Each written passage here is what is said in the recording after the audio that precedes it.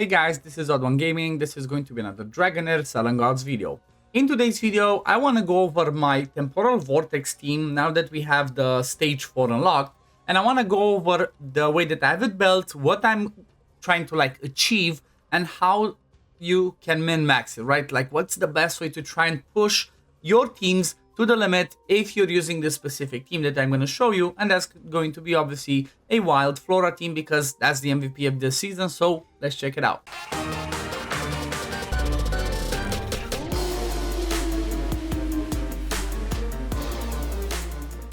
First of all, I do want to mention, if you want to support me as a content creator, you can use the code OddOne that you see over there at the top. It costs you nothing, helps me a ton, right? It's you just go over here to the binding and you put in the code OddOne. And once you hit level, you're going to get instantly some rewards. Once you hit level 100, you're going to get a ton more. And then at the same time, once, when the event is on, if you do decide to spend, I get like 3% out of that. So it's a cool part of the content creator program that they are doing. But again, I never encourage people to spend. If you decide to do it, go ahead. If not, it's fine. You still get the free stuff from being a supporter, so why not, right? Grab yourself some free stuff.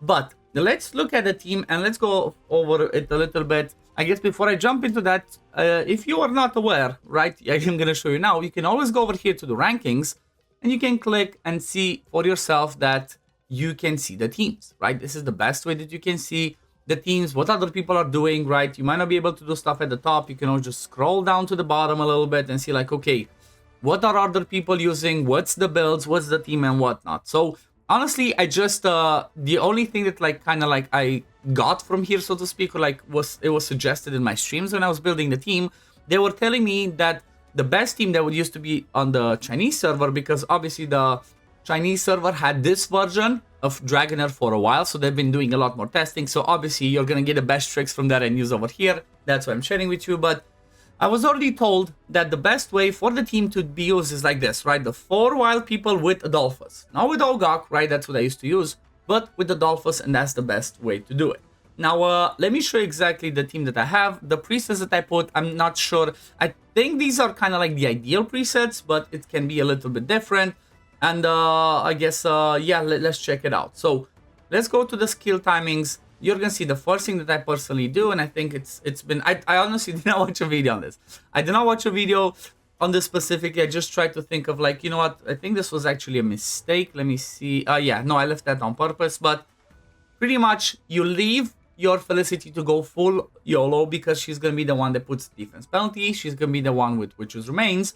And you want her to go as often as possible. The reason for that is she has a passive that says whenever she crits, she gets more ultimate energy. So you're better off just having that defense penalty on most of the time by just having her go full YOLO. So that's the kind of like the right way to go from my point of view from what I tested.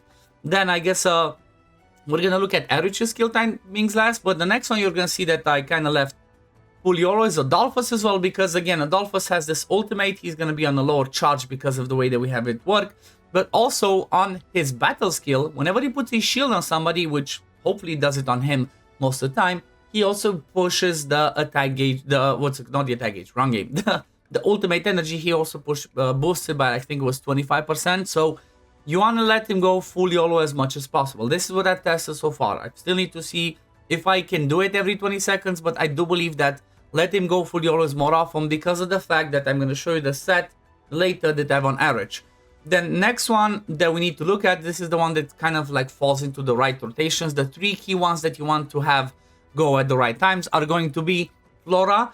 Make sure Flora goes first because Flora's damage scales off of all the wilds that happen after she casts her ultimate. Because right, she puts the Vortex for 10 seconds, then during this time, the Vortex gains 1 stack of energy. The more it does, the more damage she does at the end, right? So Flora, just make sure she goes first.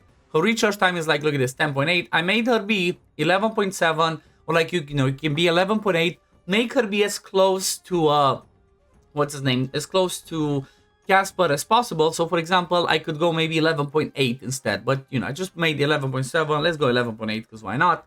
Then Casper needs to go next, right? Make sure that, depending on the skill haste, if you can go earlier, go earlier. If not, it's fine. And then you're going to have Eridge. Eridge, you want to make sure that he goes like at least 2.1 over, after these two. Because what Eridge will be doing is he's gonna boost the ultimate energy of all of your allies of the same element, which obviously they're all fire, by 18% because he has the Puppeteer set. You're gonna see that. That's why you see him, right? He starts at 14.2. I just want to make sure that, you know, those 2 seconds are like kind of go over when he does the ultimate, so you don't kind of have like stuff overlapping, or you don't boost this too early or something like that, right? You want to make sure that he just goes after, does the right things and whatnot, but then it happens every 18 seconds, right? These 3 every 18 seconds. The reason why we can do that is because of the builds, which I'm going to show you, right? So I guess let's start off in the same order. Let's start off with, you know, no, let's go ahead and start with Adolphus. Let me just quickly show you the talents for all of them. These are Adolphus, this is Eridge, this is Felicity, this is Casper, and then this is Flora. That's the way that I've done so far. That's the way that I tested. Again, if I do see more stuff, you know, if I do some testing and swap around with them, I'm gonna let you know, but this is the one that kind of looked for me to go the best so far. So let's look at Adolphus's build. Now Adolphus, you want to focus as much enlightenment as you can get. You want to push some skill haste if you can. Unfortunately, I don't have any. But the reason why I'm saying that is if I had on him proficiency / enlightenment with as much skill haste as possible, just 1 roll is not worth it. I'm losing lots of defense, but if you can get more skill haste, that means he's going to be doing his ultimate, which is the shield, or his battle skill, which again, more shield and ultimate energy more often. And that's what you want to do. But you're going to see that I've, like I said, proficiency and then boosted it. I also did the tempering, as you can see, also did the ascension, right? Trying to push as many stats as I can. They're not ideal builds, but you know, it is what it is. Also, what I suggest is on the glove, try to go with defense percent because he's going to be in ancestral protection, which means he's going to soak up damage from everybody else. If you only stack him with a ton of HP, he's going to soak up too much damage. Plus, when the boss does that single target hit, which is going to go on the one with the highest HP, which you want it to be Adolphus, he's going to take too much damage, right? So you want to have high HP, but you also want to pump as much defense as you can on him, so he just doesn't get killed by the single target hit too early. Because the goal of this team at the end of the day is to survive as much as possible, so you can do as much damage as possible with Flora and Casper. And for that reason, you're going to see something that, you know, for the other builds, you might be like, wait, why are they built like that? So that's why you're going to see defense percent, also HP. I would prefer here to be, again, defense with proficiency, but it works for now. Now, one key thing that's really important for Adolphus is you want to have a helmet or a weapon from Sky Code Treaty. The reason is, when the wearer grants a shield, 1 debuff is also dispelled from the target. So pretty much whenever he does the ultimate, he should dispel the defense penalty every 20 seconds, right? Definitely keep that in mind, definitely worth knowing that, because this is really important, as you know, that defense penalty can make you die a lot faster and you don't want to die.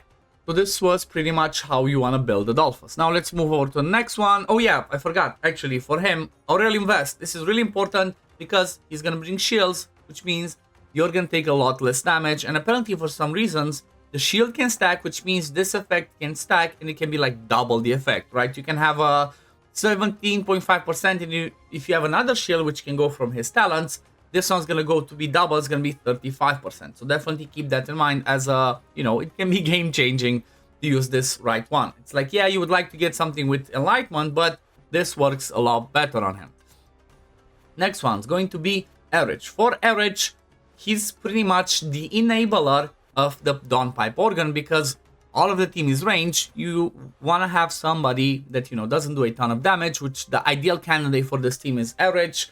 You want to have the Dawnpipe organ because it says that ranged heroes in the team gain 10% of the wearer's attack, which means you want to pump Eridge, which is with as much attack as you can. You're going to see I have attack percent, attack, and then this one's defense, but I'm going to explain a little bit why. Maybe I could squeeze in another 200-300 attack on him, but what I wanted to do, and the way that I went with it, because this is what I need at least now when I don't have maxed out the affinity solvent stuff to get the maximum protection, I want to make sure they survive, right? You're going to see that my Eridge and my Felicity are not as much focused on damage. No crit rate, no crit damage. They just focused on, you know, the stats that they need and then survivability, so they don't die too early, and then at the same time, so they don't take too much damage from, you know, the hits. That way Adolphus doesn't have to focus to keep them alive and can keep himself alive, right? Because he's going to be taking lots of hits from the ancestral protection that he's getting and the single target hit. So another thing that I actually did is I put this one, right, which I'm not sure if it's the best, but it's another way that you can try and remove that defense penalty, because like I said, the whole team's gonna go on 18-second rotation because of the Puppeteer set, right? When the wearers cast an ultimate, allies of the same element gain 10% ultimate energy. So Adolphus is gonna go every 18 seconds, but this one can proc only every 20. So it might just be that like every other one that Adolphus removes the shield. So if I can have this on him, because again, don't care about his damage to get the perfect stats and whatnot, I just went with this one because first of all, like I said, that it gives me attack percent, and then I got the triple defense percent. That's really good, right? That's really helpful. It can keep himself alive. So I saw that the clean sweep can work just fine. Now again, you don't really need this. You can try and go with maybe something that's like, you know, this one. Or actually, wait, not this one. Which one is it? Where's the one? Oh yeah, I think it's oh yeah, this one over here. You can try and go with the ancestral guidance. You can try and heal yourself, you know, on your own a little bit. If this one can help, maybe that's something that I should try and put on Adolphus if I don't want to go with ancestral protection. But you kind of get the gist, right? You want to try and boost the attack as much as you can, but at the same time, try to get like, you know, around that 3000 defense or more, so you can actually stay alive. Because if you die too early, the whole team starts crumbling, especially if it's the key ones like Eridge that dies, that, you know, he kind of pushes the team to be on a 15-second recharge. You're going to see, like I said, attack over here, then over here you see defense, right? Just to keep him alive. Now let's move over to the next one, Felicity. Obviously, because she has that defense reduction on her ultimate, she's the ideal candidate for the Witch's Remains, because at the same time, she does at least 5 hits on the ultimate. So who better, right? Who better to actually do the defense penalty from the Witch's Remains than her? So for that reason, she has the Witch's Remains. You're gonna see over here, look, I don't have crit damage, I don't have attack. I went with defense, and the perfect thing is I got a triple skill haste, right? As much skill haste as you can get, that's gonna be good, because like I mentioned, Felicity goes full YOLO, so the more often she does her ultimate, the better, because that means the more the defense penalty is gonna be out there. And at the same time, the more the Brotherhood Spirit is going to be procced as well. Because this one, she's going to be putting attack up, right? Sorry, damage increase by 15% every 10 seconds. For 10 seconds. So the more often she goes, the more often you're going to have this 15% damage boost. And this is kind of like the ideal way to go with it. And then for the last piece of gear, they actually put on her that might be really good. Or like, you know, it might be some big brain stuff. Or, you know, it might be a bad decision. But I went with this glove, which, you know what, I forgot to do something. Let me upgrade it. You want to make sure that she has as close to 100% crit rate as possible, because like I mentioned, her passive says gain 3% ultimate energy when battle skill and ultimate triggers critical hit. So having this with crit is going to be really good. But the reason why I chose to go with Schadenfreude, I think that's how you read it, weird name. But the reason I chose to go this is because it says each time the wearer successfully inflicts a debuff, performs 2% max HP self-healing. This means she's going to be able to keep herself alive, heal herself, while putting the debuffs that she brings for us. Because, again, she's not going to be doing too much damage. Same thing, Eridge, they're not going to be doing too much damage. All the team is focused around Flora specifically, and then a little bit around Casper, because they blast some crazy damage. I'm going to do a, you know, quick damage run at the end, because, you know, in case you're wondering, well, you keep talking about this, but show me the damage. So that's why I said, you know what, this could be a good idea. Maybe the same thing you could try and go with. Actually, no, Eridge doesn't work. My bad. Eridge keeps this one. Felicity works with this because, again, she inflicts a debuff from her ultimate, and then she inflicts a debuff from the Witch's Remains. I'm not sure if every single one of these hits counts as a healing, but, you know, I can actually try it. I can actually run it and see, because if it does, then this is a genius move from me, right? It's a really good move because it can keep herself healed and keep herself alive. But yeah, that's pretty much the gist of Felicity. These are her stats, as you saw. Again, high defense, didn't care about attack, crit damage too much, just the crit rate, like I said. Try and get close to 100%. Then make sure you have the accuracy required for the difficulty, and then survivability.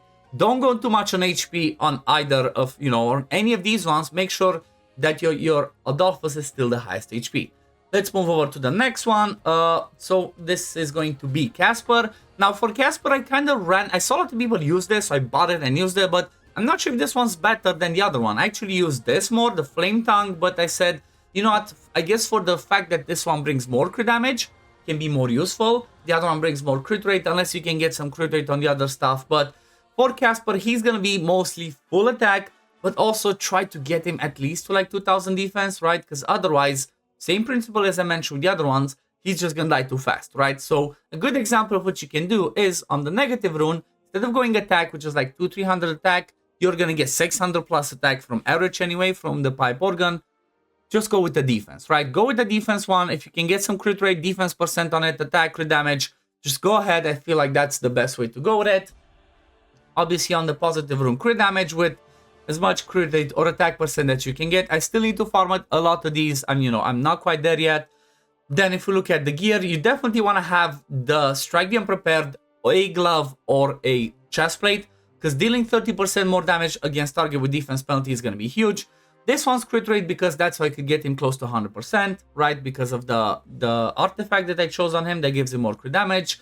Then when it comes to this one, honestly, I kind of went with this because with Adolphus, maybe you should go with the one that says when you're at 100% HP, you deal 25% damage, more damage, but you don't do it as often, right? You don't quite stay at 100% too much. So maybe this works if you can try and combine it with something else, but I just went with this one, right? He's gonna be losing HP a lot of the time, so he's gonna get more attack speed, which means he might have a higher chance of proccing those wilds. So these ones are a bit quirky. Guaranteed you want to strike the unprepared. For this one, just try Mark of the Audacity. You can try Imposing Presence.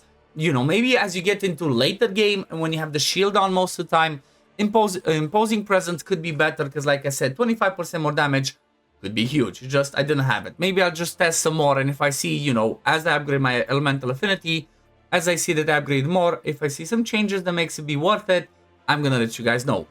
Then for the top pieces, it's 100% obvious. You want to make sure you have one Fearless Challenge, and you want to make sure you have one Chaos Symbiosis. Now, obviously, if you don't have the good sets of these ones, of the Mythic gear, just go with other stuff. Go with Imperial Executioner. You can go with Platinum Knight. I feel like Platinum Knight would be the ideal one for him and Flora because it boosts, the damage by 13% after you cast the ultimate for 12 seconds, which obviously both of their ultimates have a 10 seconds mark, which means during those 10 seconds you do more damage. So definitely this is the right way to go from my point of view. But yeah, you pretty much see lots of crit damage over here, then some attack, crit rate. It's a work in progress. I don't have the ideal stats, but you pretty much get the gist. And now the MVP of the fight obviously is going to be Flora. Full proficiency over here with as much attack percent that you can get. Over here again, attack with proficiency. If I did have a defense one with some good proficiency, like this, right? If I had a little bit more, maybe I would go with it. But for now, I said, let me leave that on Eridge to keep him alive. Because Flora, if Flora gets healed more and gets more shields, I'm not gonna mind that because she needs to be kept alive. Then for the glove, as you can see, strike the unprepared, attack percent with no enlightenment, unfortunately, slash proficiency, because I don't have any, but that's the ideal one that you want to get. So, once you get something like that, go ahead. You can get some defense percent in there as well. Make sure you do that. For the chest plate, or again, this one's, interchangeable. Chest plate or glove, doesn't matter, but you want to have these two. You want to have strike the unprepared, and you want to have death record, right? 100%. For glove, attack percent with proficiency. For chest plate, proficiency with as much attack percent as you can get, and then if you can get more HP, defense percent, that's gonna be even better. The reason is, obviously this one says, when the wearer deals derivative damage, marks the target increase the derivative damage taken by 20% for 12 seconds. She's all about derivative damage, right? That's why you go with proficiency on Flora. All the damage that she does that makes it insane damage is derivative damage, and that one cannot crit. That's why you're gonna see I have no crit rate on her, right? Derivative damage cannot inflict critical hits. Keep that in mind, right? I'm not sure if it says anywhere. Okay, there we go. So derivative damage is special damage type that is affected by enlightenment, but cannot trigger crit hits. So keep that in mind. You don't care about crit rate, you don't care about crit damage. Derivative damage also, it's not specified anywhere, unfortunately, right? Like in the games to make it obvious, but derivative damage is boosted by enlightenment. Or actually, yeah, sorry, it says affected by enlightenment, right? Affected, it doesn't say like, oh, you need enlightenment, it's affected by it. So squeeze as much enlightenment as you can and then as much attack as you can to make her do as much damage as possible. But then for the top pieces, you're gonna see again, I went with the Chaos Symbiosis. This is a beautiful piece, triple proficiency, with some defense, no attack, but still, it's a good piece. I don't think I'm gonna change this one anytime soon. And then for the weapon, I have again Fearless Challenge because you're going to be fighting against stuff that has more max HP than you, so 16% more damage is going to help. This one's not ideal, just double proficiency. Crit rate doesn't help. HP and defense can be helpful. And then obviously if you have it, her exclusive artifact. That's what you want to go with because it's going to give you a ton more damage from her ultimate. From what I've been told from people that tested this for a long while before I've actually built this myself, they pretty much told me her exclusive artifact boosts her damage output by at least like 30%. That's massive. So that's why I chose to go with her and then her exclusive artifact before I chose to go after any other exclusive legendary.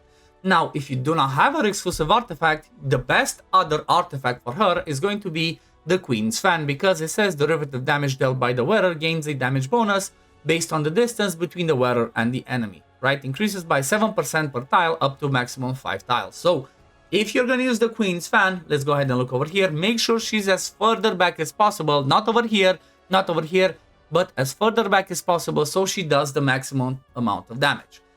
But yeah, that's pretty much the team, I guess. Let's just run it a little bit. I'm just curious to see that healing, right, that Felicity is going to do on herself with the... You know, let me just stop the shields just to... This is for the sake of testing. Let me just see the healing that she does. Does it proc every single time she lands defense penalty, or does it only proc once, right? That's something really important to know, because it's, you know, if it procs every single time, then that's insane. Let's see. So Felicity, once she does the ultimate, we see she does defense penalty. Let's see the healings. Okay. You see that? That's insane. That's insane. Okay, you know what? I'm gonna call it. That's a genius move from me. That's just a genius move from me. 100%. One of the best piece of artifact that you can get on Felicity to help her stay alive is going to be a Schadenfreude, right? This is my secret weapon, right? Secret weapon for Felicity to keep her alive. Either a glove or a chest plate that's from this set, because she's gonna heal herself a lot, which means Adolphus can focus on the other target. That's crazy. Now let me do a combat simulation. Let's see how much damage I actually do, and I can show you the full damage overall. Now obviously I cannot compete with all the other ones because I don't have a lot of gear missing, a lot more tempering I can improve. I can do a lot of more of the, what's it called? Why cannot brain?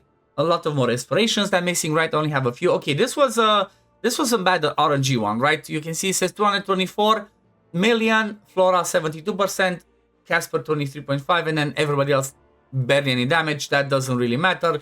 Let's run it again. Cool thing is you can run 10 times, or you can put it on auto on 4x4 speed. Just go ahead. Obviously, sometimes there's bad RNG depending on how the healings land, how the shields land, and whatnot. But this one actually did something like this, right? 281 million, as you can see. It's pretty crazy the damage that we do, considering that 8 million is the cap. But again, you're gonna see damage principle. Flora still the queen.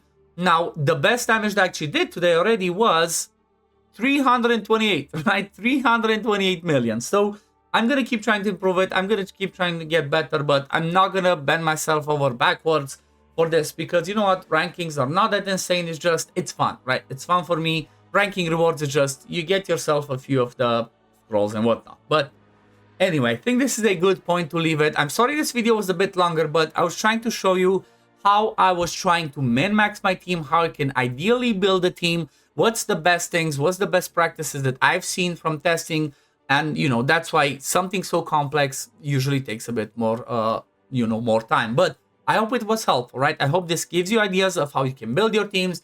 Hope this gives you ideas of how you can build your other teams, because you know what? If you have some other teams where your main damage dealer is just one person, like for example, if you have a Dauntless team and your insane damage dealer is going to be Velios, and you want to squeeze everybody else with just to boost him, keep them alive, right? That's really important. Make sure you stay alive, because the faster you die, the less damage you do. You see that I even die after 4 minutes, which is not even a 150 stacks, but hopefully after I improve some more of this, that's what I'm gonna do. Now, last tip for this video.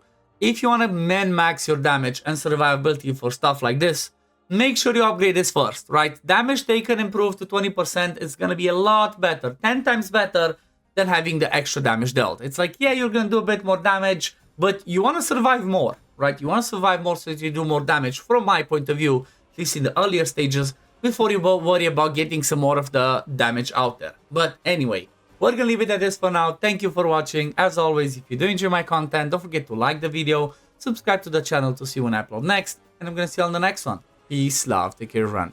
Bye, guys.